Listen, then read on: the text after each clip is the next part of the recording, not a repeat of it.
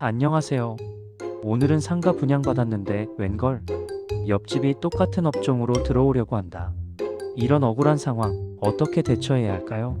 상가 분양 회사가 업종 제한 약속을 어겼을 때 우리가 받을 수 있는 손해배상에 대해 속 시원하게 알려드릴게요. 자, 질문부터 한번 들어볼까요? 저는 주택조합에서 상가를 분양받았는데 미분양된 나머지 상가를 분양할 때 기존 업종과 겹치지 않게 업종을 지정하겠다는 약속을 받았어요. 그런데 주택조합이 약속을 깨고 제 제과점 옆에 또 다른 제과점을 넣으려고 해요. 저 이럴 때 어떻게 해야 하죠? 두둥. 걱정 마세요. 이런 경우 충분히 책임을 물을 수 있습니다. 대법원 판례에 따르면 상가 분양 시 분양자가 특정 업종을 지정해 주는 건 수분양자에게 독점적인 영업을 보장하고 상가 전체의 상권을 활성화하기 위한 거죠. 즉, 수분양자뿐만 아니라 분양자도 이 약속을 지켜야 할 의무가 있다는 말씀. 핵심 콕. 주택조합이 기존 업종과 겹치지 않게 분양하겠다고 약속했다면 이는 단순한 구두 약속이 아니라 분양 계약의 중요한 내용으로 봐야 합니다.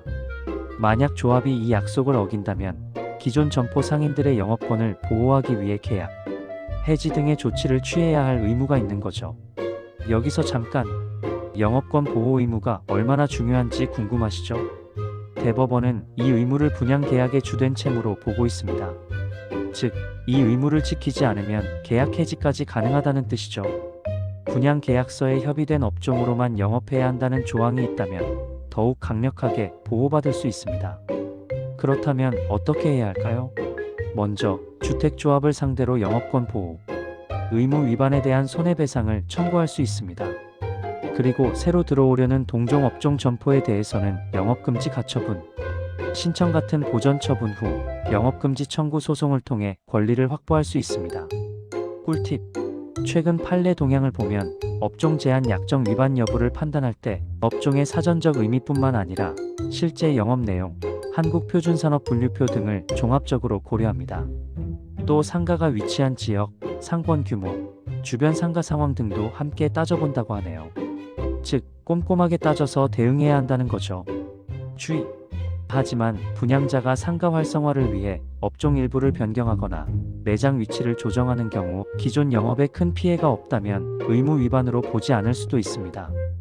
예를 들어 상가 전체를 살리기 위해 불가피하게 업종을 변경했는데 내 가게에 큰 타격이 없다면 손해배상 청구가 어려울 수도 있다는 점 꼭 기억하세요. 마무리 상가 분양, 꿈을 안고 시작했지만 예상치 못한 문제들이 불쑥 튀어나올 수 있습니다. 하지만 오늘 알려드린 정보들을 잘 활용하신다면 억울한 일 당하지 않고 당당하게 권리를 지킬 수 있을 거예요. 혹시 더 궁금한 점이 있다면 언제든지 전문가의 도움을 받는 것을 추천드립니다. 그럼 다음 영상에서 또 만나요. 안녕.